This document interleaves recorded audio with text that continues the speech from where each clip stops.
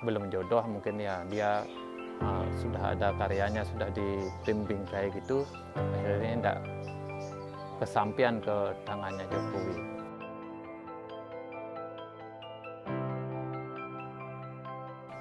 Malamnya tuh enggak boleh diganggu dia. Pokoknya saya kan kasihan juga karena kondisinya seperti itu. Gus, istirahat dulu Gus, udah malam Gus, enggak mau dia. Agus ingin menitipkan sebuah pesan begini. Saya yang memiliki kekurangan fisik, mampu terus berkarya, mampu terus bersemangat untuk menciptakan karya-karya seni. Kita berusaha, berjuang, dan mengharumkan nama desa kita, gitu dia. Oh ya gitulah, ya begitu dah Gus, lebih beginiin Agus daripada Meme, kita bilang gitu. Terus dengan hasil gimana ya, dia kemarin tuh ngomong, walaupun saya tidak bisa berjalan dan bicara, biarkan hasil-hasil karya ini yang bisa berjalan dan berkata kepada orang lain gitu dia. Sayanya enggak tahu itu, supaya nanti katanya bisa dikenang oleh orang banyak gitu. Kalau saya sehat seperti orang lain, mungkin saya tidak punya kelebihan seperti ini, tapi Meme sama Bapak siap menerima apa yang akan terjadi. Dia bilang gitu. Ya kan berpikir jadinya apa ya nanti terjadi. Ya semoga baik-baik aja ya Gus.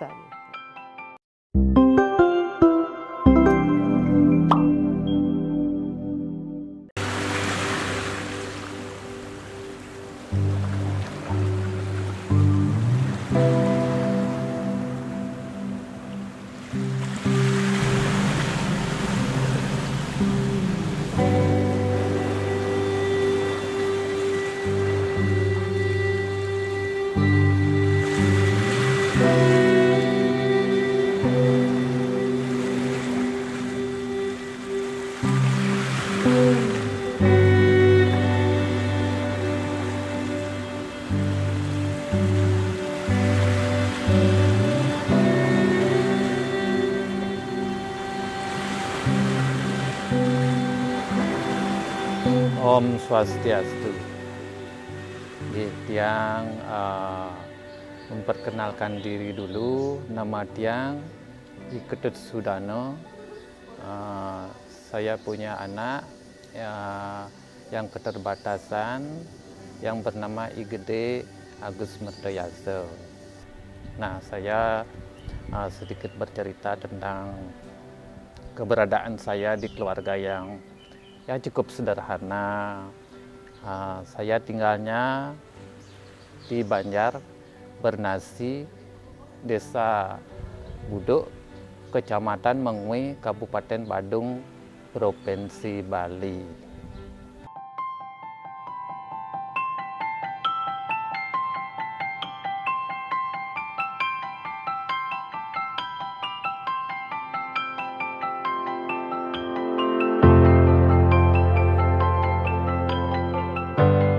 Kalau mau ceritain tentang masalah anak ya panjang, nanti seharian nggak habis, besok mungkin lagi sedikit aja ya. Ya dulu ya kan awalnya gini, dari lahir lah saya cerita. Kalau lahiran normal, terus sejak belajar berjalan biasa dulu, berjalan biasa, malah ngobrol sama orang udah bisa. Kurang lebih itu umurnya 1,5 tahun deh. Terus masih ada kakek nih, orang tua saya, dia izin minta ngajak cucu keluar, belalilah dia ke Balai Banjar. Terus katanya jatuh, tapi mungkin karena saking takutnya dia enggak mengadu ke saya gitu. Terus diajak pulang biasa. Lama-lama udah terjadi nih, udah terlanjur. Kurang lebih itu udah 5 tahun, mestinya kan udah lari gitu. Dia kok nggak mau lari. Terus saya mengajaklah Agus melali ke rumah sebelah di sini, seberang sungai. Di sanalah ketahuan. Loh, anaknya kan seperti itu jalannya, kakinya pincang gitu. Coba ajak ke rumah sakit, digituin sama sepupu di sebelah. Oh nggih, orang-orang bilang katanya sudah bisa bicara, pasti kurang jalan gitu. Ya sampai sana dah saya pulang, bilang sama bapak, Pak Agus dibilang seperti ini, coba yuk kita periksa. Dia ngajaklah periksa ke dia lahir dulu. Kalau dilihat imunisasi ya namanya sekarang, imunisasinya sudah lengkap. Siapa yang bilang seperti itu gitu. Men kenyataannya dia tidak bisa lancar jalannya, Bu dokter kan dia bilang itu. Terus ini kenyataannya sudah lengkap gitu. Saya nggak puas, lagi saya bawa ke rumah sakit Wangayo. Nah, diukur dah semuanya, panjang kaki apa kayak itu, dibilang juga sudah lengkap, sudah normal gitu, nggak ada keluhan. Terus lagi saya nggak puas, ada yang nyuruh saya fisioterapi namanya, saya bawalah ke rumah sakit Sanglah. Di sana ibu ada uang, kalau udah ini kita scan aja sekalian, kalau sudah dapat ke sana ke sini berobat gitu ya. Butuh uangnya berapa? Ya lumayan waktu itu kan. Ya saya usahakan gitu. Kalau boleh sekarang bisa gitu dokternya. Ya saya usahakan, saya nunggu di sini Bapak yang pulang berusaha cari uang. Terus Bapak pulang minjamlah ke rumah saya Bajang. Ya minjam sama saudara di sana dulu. Waktu itu entah berapa ya lupa saya jumlah uangnya itu. Terus saya suruh scan.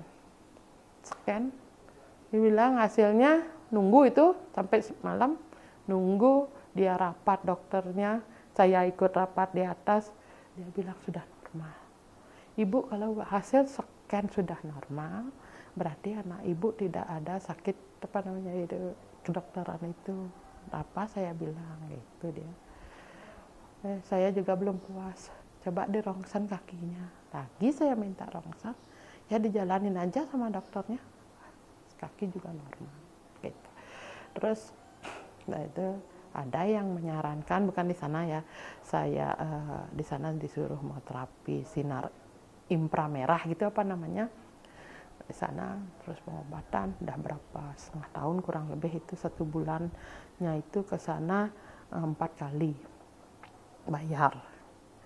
Terus udah setengah tahun yang lewati, yang bukan dokternya nyuruh tapi yang melakukan itu, Bu ini sudah segini berjalan, adik nggak ada perubahan, lebih baik ibu ke Bali atau terapi ke pantai gitu. Ya saya jalannya masih kecil kan bisa gini menggandeng ikat pinggangnya, kayak bawa ke pantai dekat juga. Itu dah itu kena musibah juga di pantai gitu, dia dapat terseret air laut itu. Habis itu saya enggak berani lagi ngajak, bilang ya sudah, terus udah sampai dia sekolah nih, dan sekolah masih cari obat, bilang ada di sana, di mana itu namanya, di Kedongan, Tabanan, pokoknya sudah di Bali itu sudah kemana-mana saya. Sampai dia waktu SMP suruhlah ini berhenti dah cari obat gitu, dia malas berobat gitu. Ya saya sudah dapat jeda. Habis itu lagi ada yang nyaranin dekat di sini, dekat rumah kan, mau juga dia, mau aja, udah mau dia berobat, tapi nggak puas lagi minta jeda. Terakhir sudah 2 tahunan yang lalu, pokoknya dia siap menerima dirinya dengan keadaan seperti ini. Kalau saya sehat seperti orang lain, mungkin saya tidak punya kelebihan seperti ini, Mek. Tapi Meme sama Bapak siap menerima apa yang akan terjadi. Dia bilang begitu. Ya kan berpikir jadinya apa ya nanti terjadi. Ya semoga baik-baik aja ya Gus, gitu. Ya kita ambil yang baik-baiknya aja. Gitu. Sampailah dia tuh sekarang seperti ini.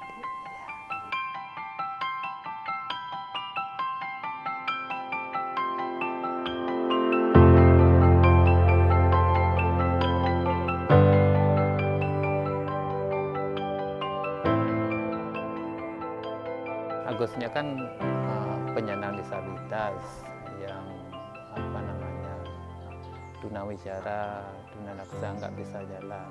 Nah, astungkara Tuhan gimana ya Mas memberikan suatu sedikit kemampuan lah, kalau dibilang kan awal mulanya kan hobi lah, hobi senang di bidang seni melukis. Nah, saya ceritakan waktu kecilnya itu dia hobi sekali, dia apa namanya senang coret-coret waktu TK itu coret-coret. Nah, waktu SD senang lah melukis-lukis apa itu binatang-binatang, apa keinginannya gitu.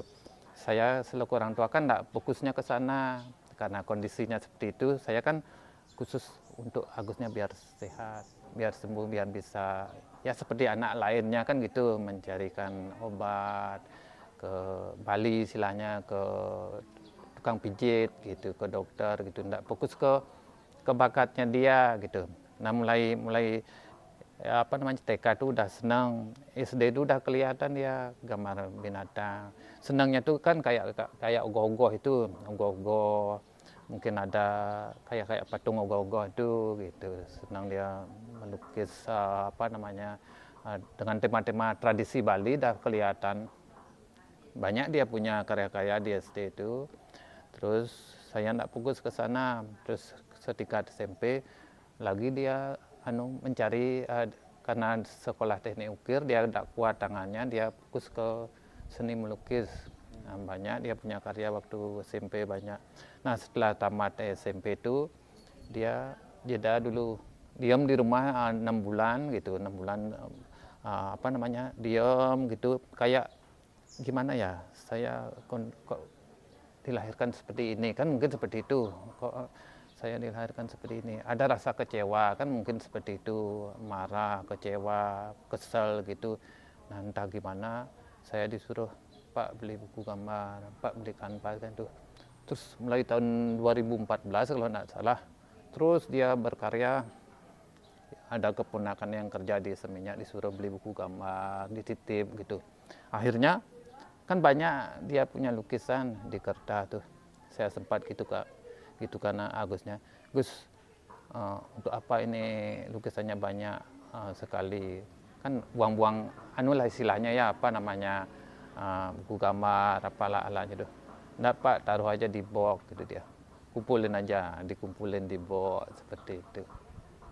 Ya karena kondisi saya dahulu ya dalam keluarga, baik kita ceritakan masalah rumah kan seperti itu. Kalau saya menempat ini kan, ini dulu rumahnya kan rumah tua ya istilahnya, rumah buatan kakeknya dulu gitu, artinya 2 kamar di sana. Itu ada tempat membantan juga ada, karena rumahnya sudah lama kan, gininya rapuh dia, dari bambu tuh, bambu ada gitu, temboknya ada belah-belah gitu. Ya mungkin puji Tuhan, kita mengucapkan syukur kepada Tuhan diberikan sedikit rezeki kan, kita perbaiki sedikit demi sedikit. Nah, Agusnya yang punya gini biar ada tempat Agusnya untuk berkarya gitu. Awal mulanya saya di emper itu, di selatan itu, karena di emper itu kan waktu hujan dulu hujan kan agak ada lubang di baratnya itu kan, masuk airnya, karyanya basah. Akhirnya pindah ke sini di tengah seperti itu.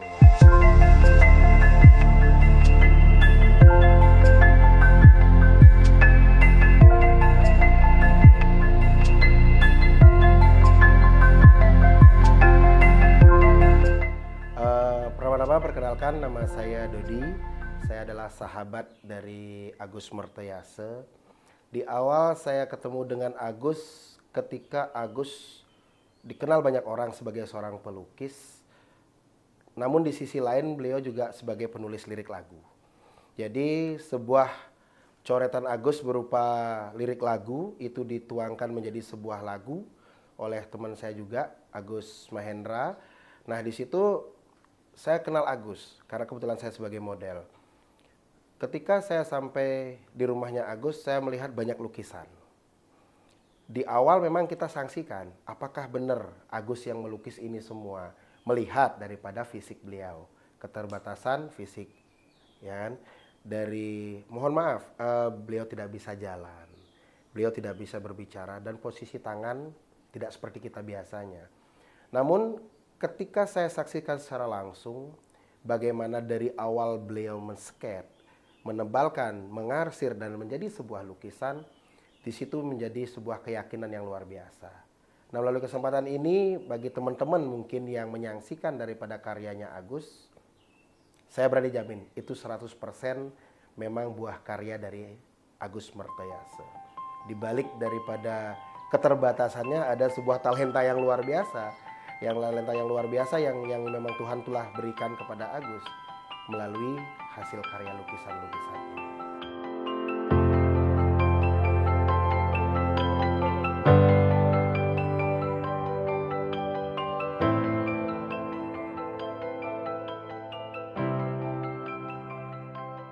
Kita teringat pada apa namanya tuh ya, diri sendiri. Tidak pernah saya menyesal untuk dia ada. Oh, mungkin ini harus yang terima gitu. Mungkin karena saya dulu bagaimana kan, sekarang saya harus terima. Dan juga saya kalau keluar tuh orang normal belum tentu dia punya anak seperti anak saya.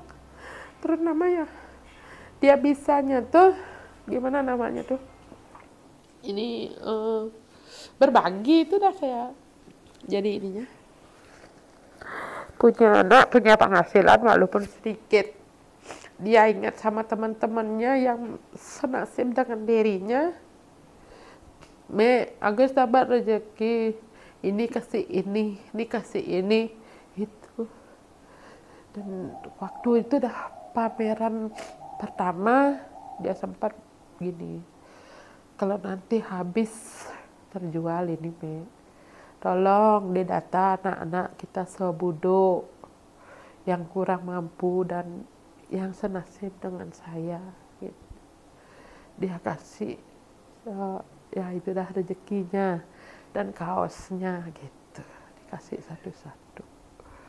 Itu dari sebelum itu ibu sempat nanya, Gus, nanti kalau dah hasil lukisan ini terjual semua, Agus untuk apa? Ibu untuk apa? Digituin dia. Dia nggak bisa jawab waktu itu. Mau beli mobil ya Gus, gitu ibunya.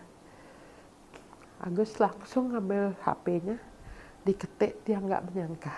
Dia ada yang nanti sedikitnya tiang sumbangkan untuk teman-teman tiang yang senasib seperti tiang di desa Buduk gitu. Emang ada ya Bu, gitu ibu putrinya. Banyak loh Bu yang seperti ini. Ini Agus karena dia berusaha dan punya kelebihan gambar waktu kecil, dia menekuni jadi seperti ini Bu. Ini hati anak ibu luar biasa. Ibu nitip kepada ibu, ya ini bukan anaknya ibu, gitu dia ibu. Ini kita yang punya semua. Dia harus dirawat gitu dia, ini titipan Tuhan gitu ibunya. Ya makasih ya Bu, nanti tolong ibu tuntun tiang, kita bilang gitu, supaya tiang berjalan ke yang benar ya ibu, kita gitu ya, kita sama-sama nanti Bu, gitu dah ibu di sana. Tidak terus saya ingat belajar berbagi gitu. Walaupun sedikit anak aja bisa, kenapa saya enggak gitu. Tapi terus terang bukan dari hasil tiang sendiri, dari hasil anak yang belajar dari dia berbagi. Itu dah jual kaos. Di sini pemangku, minta saudara nenek sudah dikasih kaosnya satu-satu. Ya kalau dia dapat rezeki lebih.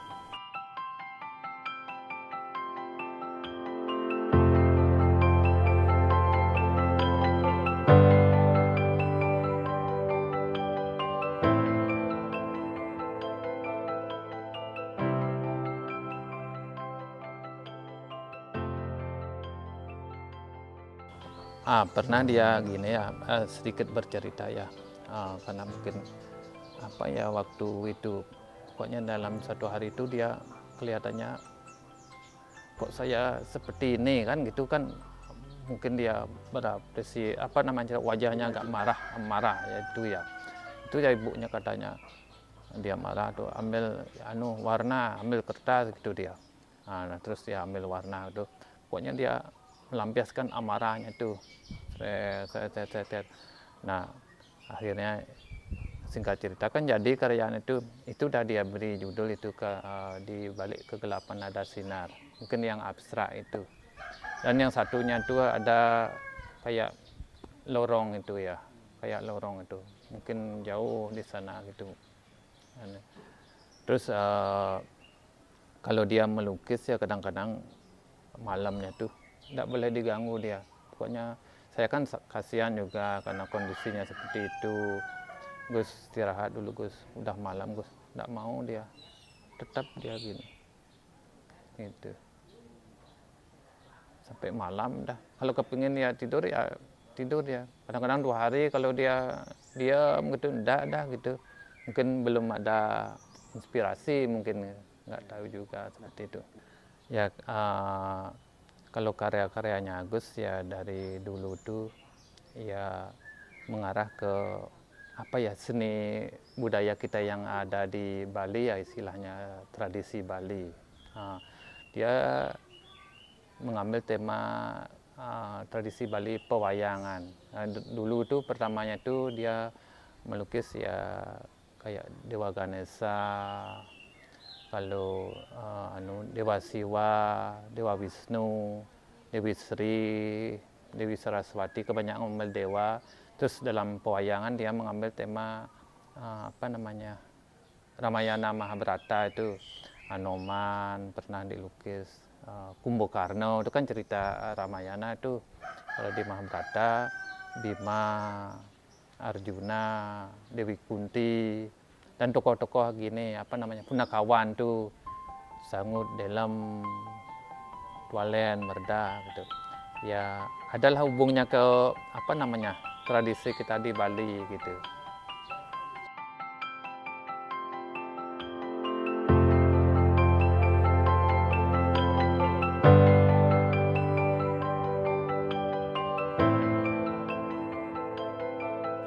Kalau mau pesan moral secara umum, itu Agus ingin menitipkan sebuah pesan begini.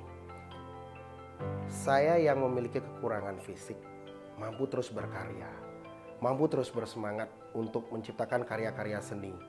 Karena notabene Indonesia adalah negara yang tinggi akan karya seninya. Salah satunya adalah lukisannya, selain juga tabuh dan tari. Jadi Agus ingin menitipkan kepada teman-teman semua, di dalam keadaan kekurangan fisik saya mampu berkarya. Ayo, utamanya anak muda, ayo kita berkarya. Kita tingkatkan karya seni untuk menunjang daripada Indonesia ini. Mungkin itu secara umum. Kalau secara khususnya, kenapa lebih banyak Agus menurunkan lukisan bercorakkan tradisi, seni pewayangan, itu mungkin agar kita generasi muda khususnya, itu lebih sadar diri, lebih mendekatkan diri kepada jati diri negara ini, negara Nusantara ini, khususnya Hindu, bahwa gambaran-gambaran di luar sana yang ada di luar negeri tidak kalah menariknya, tidak kalah hebatnya dengan goresan-goresan anak Nusantara, khususnya lukisan-lukisan yang bercorak tradisi seperti ini.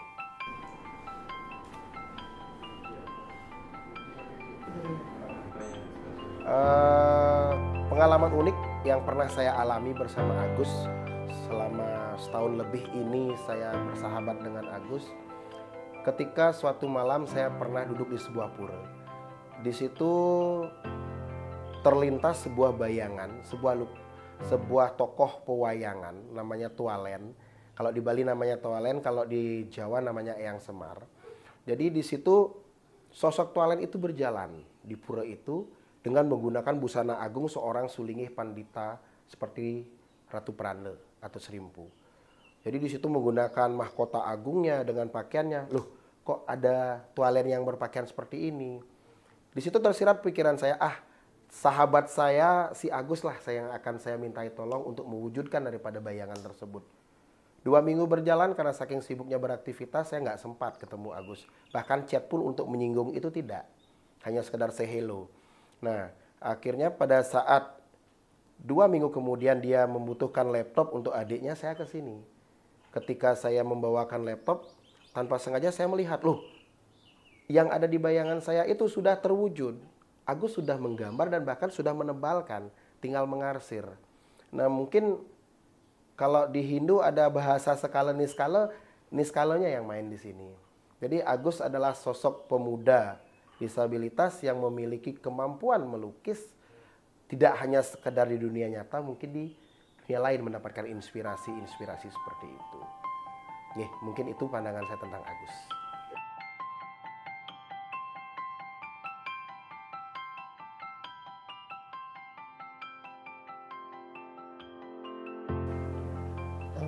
Kalau yang komunikasi sama Agus, ya kadang-kadang ya ngomong gini dia ngerti kan, pamannya minta nasi kan gitu, nasi gitu, paling ditulis lah N gitu, bisa dah ngerti dia, oh minta nasi gitu.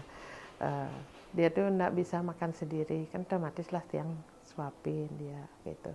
Kalau minta ke kamar mandi, dia bilang mandi, dah dulu, oh mandi kan karena udah lama kan ngerti dia, oh mau mandi ya gitu, ya mandi sekarang gitu.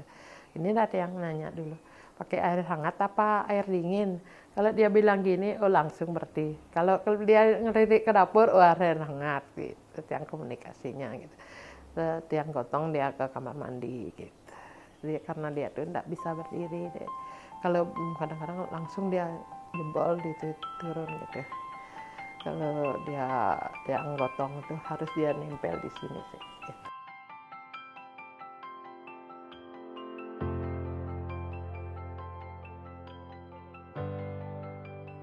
Awal-awalnya tuh dia mengikuti lomba melukis di UNHI, namanya Universitas Dayana, apa kepanjangan UNHI, Universitas Indonesia apa itu udah ya, saya malah enggak tahu itu tempatnya di Denpasar.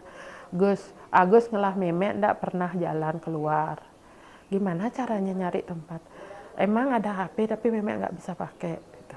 Punya adik masih sekolah gitu kan. Pokoknya memek nih uang jalan, daripada kita salah pakai uang atau bobotoh tajan judi kan gitu, itu uang enggak kelihatan. Ini uang untuk jalan, dikasih saya uang sama dia. Nanti memek nanya di jalan-jalan, pasti ada orang yang ngasih tahu gitu deh. Itu benar, saya bawa sepeda motor jalan dari rumah, itu dari rumah saya berdoa supaya ketemu nanti yang namanya sekolah UNHI gitu ya. Berjalan telusuri sampai di Taman Kota Lumintang, pasar dia nanya, mana sekolah UNHI ya Pak? Gitu dia turun. Oh ini lurus deh, lurus. Nanti ada perempatan, nanya lagi di sana gitu. Lagi saya tanya, ada kakak-kakak, mana sekolah UNHI-nya tahu gitu. Oh itu sekolah UNHI, itu sekolah mahasiswa Ibu gitu. Ya saya nggak tahu di mana ya tak gitu. Ya ini lurus nanti ada perempatan lampu merah belok kiri gitu dia bilangin. Oh ya makasih. Lagi saya lurus, terus ketemulah pas lampu merah sana yang belok kiri ada orang kakek-kakek lagi nih. Kakek-kakek saya tanya, permisi Pak, maaf, di mana sekolah UNHI-nya Pak? Nggak gituin kakek-kakek itu. Oh, Ibu mau ngapain ke sana? Gitu. Gini, saya punya anak, katanya di sana ada lomba melukis. Oh, kebetulan ini masuk aja ini ke gang ini. Itu tadi di sana nanya lagi gitu. Oh, saya lihat dah di sana ada pelang gede UNHI gitu. Oh di sini ya. Langsung di sana tanya. Ada Pak, saya disuruh nyari ini gitu. Sekolah ini katanya ada lomba gitu. Terus langsung saya diarahkan kepada ininya yang menyelenggarakan itu. Terus ditanya, Ibu dari mana, mahasiswa mana, kan digituin saya di sana. Maaf, saya bukan mahasiswa, saya punya anak seperti ini, dia keadaannya disabilitas, tidak bisa ngomong, tidak bisa berjalan, tapi dia punya, masih belajar lah melukis gitu, dia kepingin mengikuti. sempat diam di gininya. Penitianya diam melongok gini. Ya Pak, maaf ya, Tiang coba aja supaya terisi ini anak saya, tak gitu. Oh ya kalau gitu nanti suruh dia ngisi link, kan sudah ada link di sana, suruh gitu itu. Ya itu dia sudah belajar mengisi, tapi dia suruh bayar pendaftarannya ke sini, tak gitu. Ya dibuatin lah gitu, apa namanya persyaratan itu dikasih yang sudah berbayar. Nanti kesininya mau gimana, mau dijemput atau bagaimana gitu, dia startnya itu. Akhirnya dah ngobrol-ngobrol kan, dah kayak saudara jadinya itu. Ya maaf Pak, Tiang berusaha nanti kesini bertiga sama Bapak sama anak Tiang. Oh ya nih tanggal ini dikasihlah jadwal. Cepat cerita, Tiang datang ke sana, Agusnya diterima, tapi sayang waktunya cuma 2 jam waktu itu. Agusnya tidak sampai mewarna, tapi sket sudah jadi dan sudah dapat ngaksir sedikit. Terus kan dah kumpul nih, dikasih jurinya manggil dia, Ibu Ampuro gitu dia. Ya gimana Pak? Gitu. Kalau ini ya Bu, kalau sama-sama temannya mungkin ini dia sudah dapat juara 1. Dari tarikan garisnya saja saya lihat ini sudah seni sekali, mendetail sekali gitu dia. Oh gitu ya. Kalau di sini Ampuro banget karena aturannya seperti ini, dan juga dia mengucapkan terima kasih banyak sudah ikut adiknya berpartisipasi di sini. Kalau izin dia kasih dah gratis kalau mau sekolah di sini. Ya, maaf juga ya Pak, keadaan yang seperti ini dia nggak bisa itu dia. Maaf aja, dia disuruh ke SMK aja dulu nggak mau Pak, karena keadaan mungkin dia malu. Oh ya kalau gitu ya sama-sama sudah terisi sekarang. Hati anak ibu, semoga nanti anak ibu sukses gitu ya. Sukar resik semua Pak, minta doanya tak gitu. Dia sempat dah itu WA anak Tiang langsung, pokoknya Agusnya lancar dah di WA itu besar kok dia. Itu dah sampai ke sana. Dari sanalah Tiang, saya punya anak seperti ini, saya harus bangkit, saya harus berjuang demi anak. Yang penting saya tetap sehat gitu. Terus ada lagi pameran, disuruh ngikutin, lanjut dah saya mengikuti beliau aja. Sempat sampai Ibu Putri Koster ya, Ibu Ketua Dekran Nasda. Saya enggak tahu beliau dulu. Ada teman yang ngajak pameran di Art Center. Beliau katanya nyelonong melihat hasil karya anak saya. Terus itu dipanggil lah saya untuk datang ke Gedung Jaya Sabo. Di sana dah bercerita dan beliau dipanggil bapaknya, Pak Gubernurnya, suruh memperhatikan anak ini. Anak ini patut dikasih ini Pak sport gitu kan. Patut kita dukung. Siapa lagi yang mewarisi nanti kesenian kita di Bali. Hasil karyanya seperti sudah almarhum Gusti Lempad gitu dia. Sudah lihat, terus memang sampai dia akhirnya datang ke rumah yang masih gubuk di sini. Agusnya tidak mau pindah dari tidur di sini, padahal sudah berusaha punya itu satu. Saya maunya kan suruh dia tidur di sana, tidak mau. Akhirnya dah punya hasil banyak, sudah ibunya, Gus kita bikin pameran, gitu. Bikinlah pameran virtual. Gitu. Terus sudah dia Agus punya rencana, dan dia yang punya sket rumah ini udah jadi sampai berdiri aja dulu kan, belum selesai. Sudah lagi dibantu dikasih uang apa namanya CSR gitu, apa diusahakan juga sama ibu, disuruh melanjutin gitu sampai segini jadinya.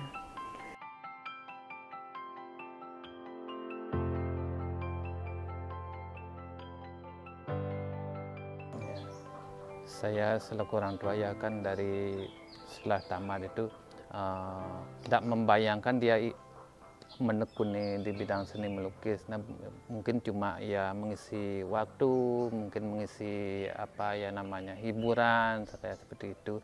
Nah, akhirnya singkat cerita ini kan ada suatu apa namanya lomba desa di Buduk. Itu awalnya lomba desa di Buduk. Nah, akhirnya diajaklah sama panitia desanya, diajak sama perbekalnya ya. Gus ikut pameran nanti ada lomba desa. Nah, waktu itu saya diajak pameran. Nah, suatu kebetulan ini sangat momen yang bagus bagi saya ya. Saya di tempat pamerannya itu di Pura Dalam Gede Buduk di Jabonya tuh, bukan di dalam ya, di Jabo Pura Dalam Gede Buduk. Itu sangat apa namanya, awal mulanya itu kan di pura dapat gitu. Saya punya apa namanya tuh pikiran, oh ini dewasa yang baik ini gitu. Ya, mulai di sana dia pameran, terus Sungkaro pernah juga pameran di Garden gitu. Terus singkat cerita pernah pameran di Gedung Kriya, di Ubud sudah pernah. Ya banyaklah sudah dia mengikuti pameran-pameran.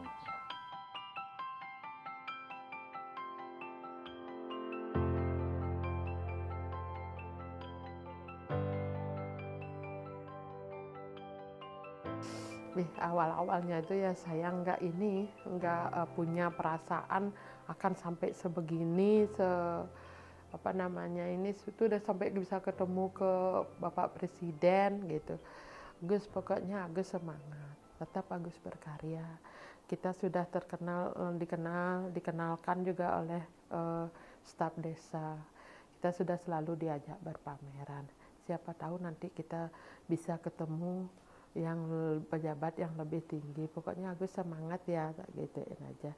Dan dia lebih semangat lagi, lebih semangat saya daripada Meme. Makanya saya berusaha berbuat ini supaya bisa ketemu sama pejabat, supaya kita berusaha berjuang dan mengharumkan nama desa kita gitu dia. Oh ya gitulah, ya begitu dah Gus, lebih beginiin Agus daripada Meme, kita bilang gitu. Terus dengan hasil gimana ya dia kemarin tuh ngomong, walaupun saya tidak bisa berjalan dan bicara, biarkan hasil-hasil karya ini yang bisa berjalan dan berkata kepada orang lain gitu dia. Sayanya tidak tahu itu, supaya nanti katanya bisa dikenang oleh orang banyak gitu.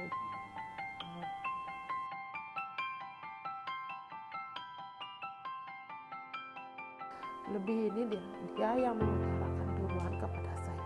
Saya aja belum sempat mengutarakan kata-kata, nanti ringwang beli Agus gitu, temanin beli Agus kalau saya sudah tua. Dia udah gini, nanti Agus kalau sudah tua, Emek sudah tua, semoga saya jadi anak sukses, punya penghasilan gitu. Saya nggak akan kemana-mana, itu sih katanya dia kemarin kan, nggak keluar. Saya cari nanti teman pendamping hidup yang bisa menerima keadaan kita di sini. Dan Bapak juga punya keahlian menggamel supaya ada yang nerusin.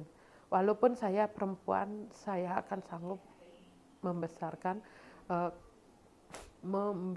hatinya kakak, hatinya Bapak dan Mama gitu dia. Mudah-mudahan nanti tercapai pemikirannya beliau itu juga dewasa sekali. Saya herannya dia tidak merasa membesarkan anak saya yang itu. Karena dia selalu minta dukungan kepada kakaknya. Dia juga mungkin kakak bisa begitu, kenapa saya enggak? Mungkin gitu nekatnya, Nak.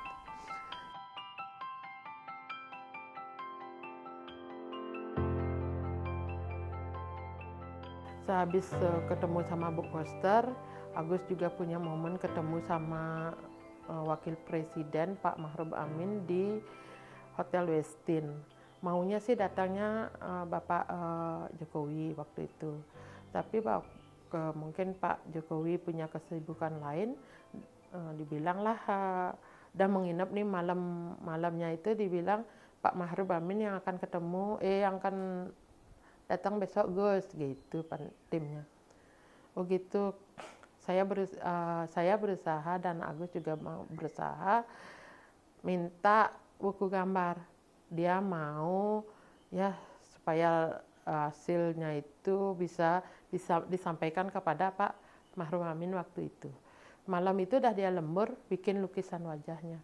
Akhirnya jadi juga dan besoknya dibingkai sama tim yang di sana. Akhirnya waktu itu bisa penyerahan hasil lukisan Agus ke Pak Mahruf Amin. Terus yang tahun depannya kira-kira tahun 2019 waktu itu ya. Kalau nggak salah 2019 sampai 2020 nanti pembukaan PKB Gus, Bapak Presiden kita yang mau datang. Ada yang ngasih itu info di HP-nya. Nanti Agus mau apa gitu. Waktu itu kan kita belum tahu persyaratannya bagaimana. Terus Agus Tianga berusaha dia melukis wajahnya beliau. Melukis. Sudah sampai itu pas pembukaan PKB itu emang dia datang, tapi kita enggak boleh ngasih cenderamata ya, cenderamata ke beliau. Tapi Astungkara ya foto sama ceritanya itu sudah nyampe katanya ke beliau gitu. Dan akhirnya sampai sekarang lukisan yang mau dikirim ke Bapak masih terpajang di rumah. Dan kemarin PKB baru ini 2025 ini yang datang malah anaknya Bapak Gibran. Gitu. Terus Pak Gibran juga sempat berkunjung ke Art Center. Gitu. Anak saya santai aja dia. Gitu. Awalnya dia datang karena saking banyaknya wartawan dan juga arahan dari ibu. Kita kan nggak boleh manggil-manggil. Itu arahan dari ibu. Terus dia jalan ke dalam, lihat perhiasan di dalam. Terus lihat kerajinan di luar. Dia gini, padahal Wapampres namanya yang sudah itu udah bikinin dia tempat mau nengok anak saya, mau nengok Agus gitu. Terus dilewatin, nggak apa Agus, mungkin belum kita mau ketemu sekarang. Tak gituin anak saya, ya nggak apa Mek. Terus dia ngobrol-ngobrol sana, ya tahu-taunya dia datang dari belakangan. Itu dia masuk, gitu dah. Saya sempat ngobrol di sana, gitu. Pak, izin ya Pak, gitu. Ada lukisan Bapak di rumah. Lukisan Bapak siapa? Gitu. Lukisannya bapaknya Bapak, gitu. Siapa? Pak Jokowi, gitu. Iya Pak, itu Pak Jokowi ada di rumah. Waktu ini sempat berkunjung juga ke sini, di tempat ini juga yang sama, tapi beliau datangnya dari sana. Sekarang Bapak datangnya dari sini, gituin. Kenapa? Boleh diambil gitu? Boleh lah Pak, emang untuk Bapak. Kan kita gituin, oh iya enggak tahu. Gimana caranya ngambil? Kalau sekarang saya jauh Pak, mungkin enggak sempat sekarang. Siapa tahu nanti Bapak ada kunjungan lagi ke Bali yang bisa sampaikan. Nah gitu. Oh iya nanti saya ambil, pokoknya saya ambil gitu Bapak. Sekarang lukisan mana saya boleh ambil Gus? Gitu. Dia nanti saya mau taruh di istana gitu. Ya terserah lah Pak, ini dah hasil-hasil karya anak tiang. Kan itu yang ngomong, dia lihat, masa ini semua Mas Agusnya yang punya ya? Iya benar, ini dah semua Mas Agusnya yang punya. Oh iya saya ambil yang ini aja ya. Ini Garuda Wisnu ya Bu? Gitu dia. Ya itu Garuda Pak, gitu. Ya yang ambil dah ini. Akhirnya lukisan Garuda diambil sama Pak Gibran waktu kemarin di Art Center. Jadinya lukisannya bapaknya belum jadinya diambil. Harapan sih ya supaya sampai juga ke sana karena itu memang harapan untuk dikasih ke bapaknya. Itu semoga bapak juga sehat dan saya juga di sini sehat nanti bisa bertemu siapa tahu bisa sampai ke sana.